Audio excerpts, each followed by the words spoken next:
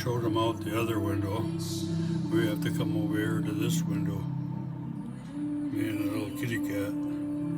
Anyway, they pretty much finished off the other bird feeder, and now they're going to come and enjoy my wonderful bird heart. What's left of it. But it still sure is cool. Let's see if we can sneak over there real quick and see if there's still some over there. There's one hiding there. One there, yeah, them are the two that were fighting before. That's what goes on here.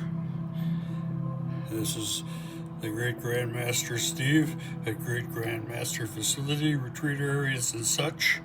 And boy, he was having a little such right there.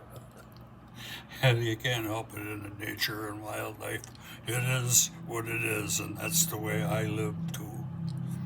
Well, anyways, this one wants to sneak in, but it ain't gonna be able to do it. But we may as well watch this for a second. No, it ain't happening. Well, anyway, until next time, I'll bid adieu and enjoy myself and try and take a breath, if you know what I mean. This is a Great Grandmaster Steve at the Great Grandmaster Facility, Retreat Areas and such. And boy, I'm having such a wonderful, wonderful such of a day. I bid adieu.